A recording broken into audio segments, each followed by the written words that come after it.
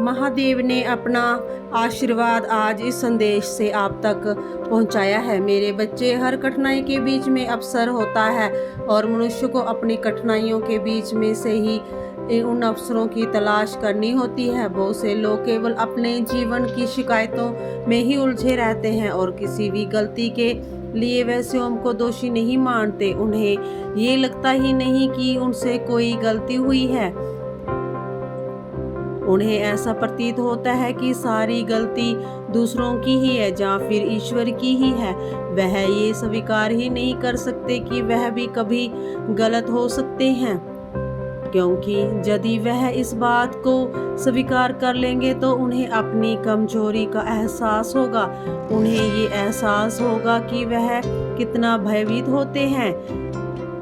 जीवन में छोटी छोटी चीज़ों को लेकर वह चिंताएं करते हैं और सदा ही असंतुष्ट रहते हैं। और कि वह कितने आलसी हैं, वह निरंतर केवल दोषारोपण करते रहते हैं। लेकिन बहुत से मनुष्य ऐसे होते हैं जिनका भय इस वजह से होता है कि उन्हें कभी वह माहौल नहीं मिला है जिससे वह खुल सके और खुलकर अपनी बातें रख सके। तुम ऐसे एक प्राणी हो जो जीवन खुलकर तो जीना चाहते हो, लेकिन तुम्हें कभी ऐसा अवसर ही नहीं मिला। और जब भी तुमने आगे बढ़ने का प्रयास किया तो किसी न किसी ने तुम्हें नीचे लाने की योजना बनाई। लेकिन अब कुछ ऐसा होने वाला है कि तुम्हारे जीवन को इतनी ऊंचाइयां मिलेंगी कि वह सभी लोग जो तुमसे जलन करते हैं वह बीमार होने वाले हैं।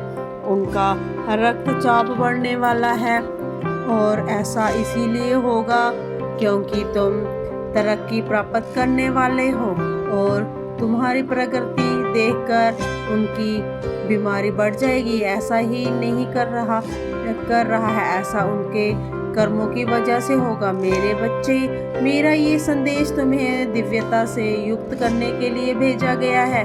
तुम्हारे जीवन में शक्तियों को प्रवेश करने के लिए ही ये संदेश आया है और तुम्हारे दिव्य नेत्र इस समय इसे पढ़ रहे हैं। यह प्रमाणित करता है कि अब तुम दिव्यता से युक्त होने वाले हो।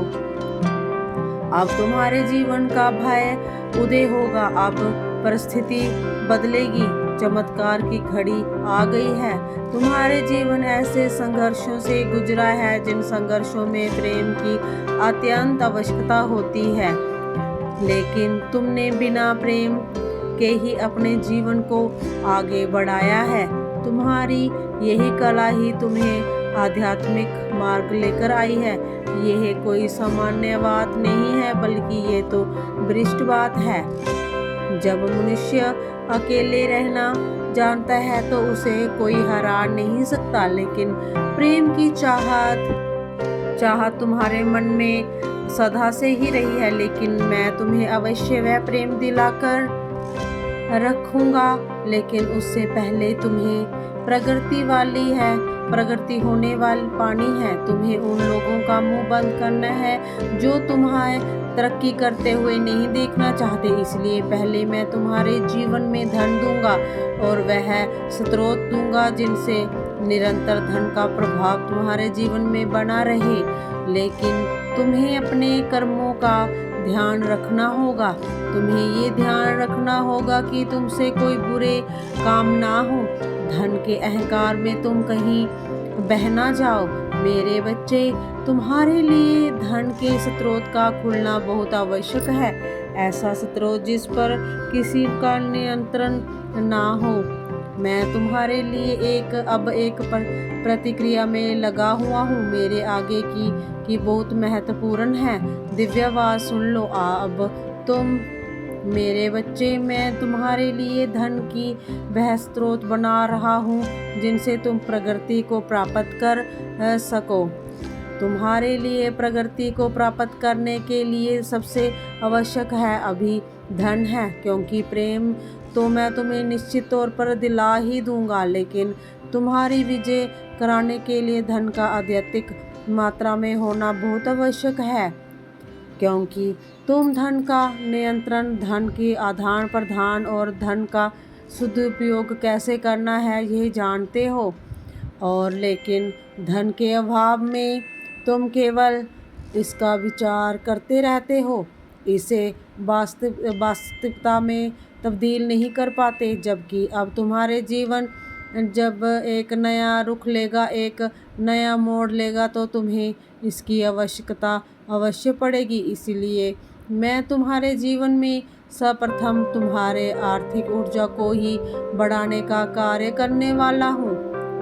यह आर्थिक ऊर्जा तुम्हें उस दिव्यता से प्राप्त होगी जिसका मार्ग तुमने स्वयं ही अपने विचारों, अपने वाणी और अपने कर्मों से खोला है। जिस क्षण तुमने आध्यात्मिकता के मार्ग पर जाने का फैसला किया था, वही तुम्हारे विजय की शुरुआत थी।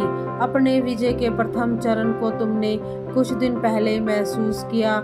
कुछ दिन पहले ही एक विशिष्ट प्रकार की ऊर्जा तुम्हारे आसपास फैल गई है, एक ऐसी ऊर्जा जो तुम्हारे मन को थोड़ा भ्रमित भी करती है और तुम्हारे मन में नए उमंगों को भरने का कार्य करती है। यही ऊर्जा तुम्हारे लिए बहुत आवश्यक रही है और इसकी आवश्यकता तुम्हें इस कदर है जैसे मनुष्य के लिए जल का आवश्यक होना है। बिना जल के जिस प्रकार मनुष्य के शारीरिक जीवन का अंत हो जाता है, उसी प्रकार इन उमंगों के बिना तुम्हारा यही मानसिक जीवन अस्त व्यस्त हो जाता है। तुम अब एक नई ऊर्जा को प्राप्त करोगे, एक ऐसी ऊर्जा जो पूरी तरह से दिव्यता से भरी होगी। ऐसी ऊर्जा जो तुम्हें न केवल प्रगति प्रदान करेगी बल्कि तुम्हारे भीतर के आत्मविश्वास को इस कदर उठा देगी कि तुम्हारा स्वयं में विश्वास असीम हो जाएगा। तुम किसी भी परिस्थिति से घबराओ नहीं, किसी भी परिस्थिति में व्याकुल नहीं होना। तुम्हारे अंदर कुछ बुरी आदतें व्याप्त हैं, तुम्हें उन पर कार्य करना होगा।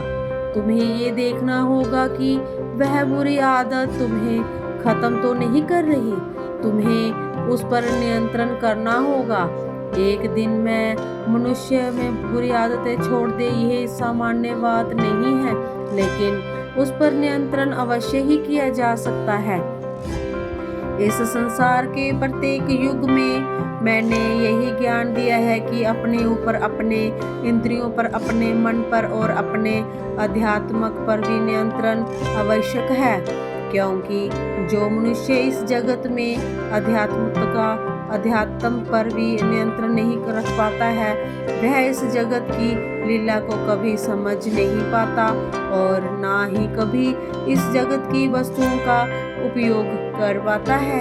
यही मिथ्या जगत वस्तुओं के एहसासों के उपभोग के लिए ही मिली है, इसीलिए इसका उपभोग करना भी अत्यंत आवश्यक है। अन्यथा मनुष्य के जीवन में किसी पक्षी के जीवन में कोई अंतर ही नहीं रह जाएगा। लेकिन इस जीवन का उपभोग करते समय एक बात का सदैव ध्यान रखना चाहिए कि अपने उपभोग के लालच में कहीं किसी दूसरे का सदुपयोग ना हो जाए, किसी दूसरे को हानि ना हो जाए, क्योंकि फिर कर्म बदलते हैं, कर्म चक्र बदलते हैं। तुम्हारे जीवन के एक विशेष कर्म चक्र का अंत हो चुका है, तो वही एक नए कर्म चक्र का अध्याय प्रारंभ हो रहा है। तुम विजय के उस रथ पर सवार हो जिस रथ से तुम उन ऊंचाइयों को छूओगे जिन ऊंचाइयों को छूने की कल्पना तुम्हारे पूरे वंशावली में किसी ने भी नहीं की थी। तुम अपने परिवार के वह इकलौते सदस्य बनोगे जो उन ऊंचाइयों को छुएंगे, उस तरक्की को प्राप्त करोगे जिसकी कल्पना भी सामान्य नहीं है। मेरे बच्चे, तुम्हारा जीवन अब चमत्कारी रूप से बदलने वाला है। तुम अब उन सब लोगों को जवाब देने वाले हो जिन्होंने कभी ना कभी तुम्हारी बुराई की थी। अब तुम यह देख पाओगे कि तुम्हारे आसपास के कई लोगों का रक्तचाप बढ़ रहा है, कई लोगों में अनुशासनहीनता आ रही है, कई लोग ऐसे हैं जिनका मन निरंतर व्याकुल होगा, बेचैन होगा, उन्हें रातों को नींद नहीं आएगी और इसका कारण स्पष्ट रहेगा। तुम्हारे प्रति और तुम्हारी प्रगति से उनका चलना, यही वह कारण है। मेरे बच्चे, मेरा आशीर्वाद सदैव तुम्हारे साथ है। कोई तुम्हें गिराने की कितनी भी चेष्टा क्यों ना कर ले, किंतु ये संभव नहीं है, क्योंकि अब तुम्हारी खुशियों की चाबी मेरे हाथ में आ चुकी है और अब तुम्हारे खुशियों का ताला मैं स्वयं खोलूंगा। सदा सुखी रहो, तुम्हारी प्रगति निश्चित है, तुम्हारे कल्याण होगा। उन दिव्य नेत्रों को ये संदेश पढ़ने का सौभाग्य मिल रहा है, वह बहुत ही ज़्यादा भाग्यशाली हैं, और क्योंकि उनका चुनाव मैंने किया है, तुम चुने गए हो। इसके पीछे एक खास वजह है मेरे बच्चे।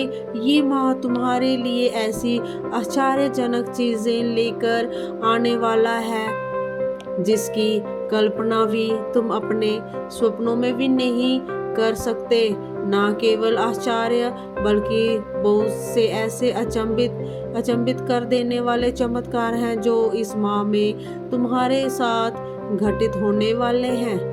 यह तुम्हारी कल्पना से इतना अलग होगा कि तुम खुशियों के इस उत्कर्ष तक पहुंच जाओगे। यहाँ से दुख का वापस आ पाना भी संभव नहीं होगा। वर्षा की बूंदें तुम्हारे रोम रोम को प्रसन्न कर देंगी। सावन की फुहार तुम्हारे मन को रोमांचित कर उठेगी और आकाश में मेघों की गर्जना के साथ वर्षा लहलहा उठेगी। ये संकेत होगा तुम्हारे जीवन में आने वाले हर्षो उल्लास का, और सब ऐसे ताले जिनके खुलने की उम्मीद भी तुम छोड़ चुके थे, उन सबको जवाब मिलेगा जो तुम्हारी काबिलियत पर प्रश्न चिन्ह खड़ा करते हैं। जो तुम्हारी काबिलियत पर प्रश्न चिन्ह खड़ा करते हैं। तुम्हारे जीवन के हर एक आंसू का मैं साक्षी रहा हूँ। मैंने न केवल तुम्हारे सुख बल्कि तुम्हारी पीड़ा को भी देखा है। जब सभी ने तुम्हारा साथ छोड़ दिया था, तब तुम अकेले लड़ते रहते थे, लेकिन अब तुम उत्सव मनाओ और संसार देखता रहेगा। इसी महीने अचानक ही कुछ आश्चर्यचकित करने वाली घटनाएं एक साथ घटेंगी। तुम्हें आर्थिक उन्नति के इतने अवसर मिलेंगे कि तुम्हारे जीवन में पैसों की बौछार आ जाएगी। तुम्हारे सभी काम क्रमिक रूप से बढ़ने लगेंगे। जो लोग तुमसे दूर हो गए थे, वह सभी तुम्हारे करीब आने का प्रयास करेंगे। तुम्हारे आसपास सभी में तुम के पास बनोगे, और ये सब नकारात्मक नहीं बल्कि सकारात्मक दृष्टिकोण से होगा। तुम्हें इस बात का एहसास नहीं है, लेकिन तुम्हारे साथी का मन बेचैनी से भरा जा रहा है। वह एक प्रकार की दुविधाओं में फंसा हुआ है और अपने जीवन के उस चीज को लेकर वह सही फैसला नहीं ले पा रहा है।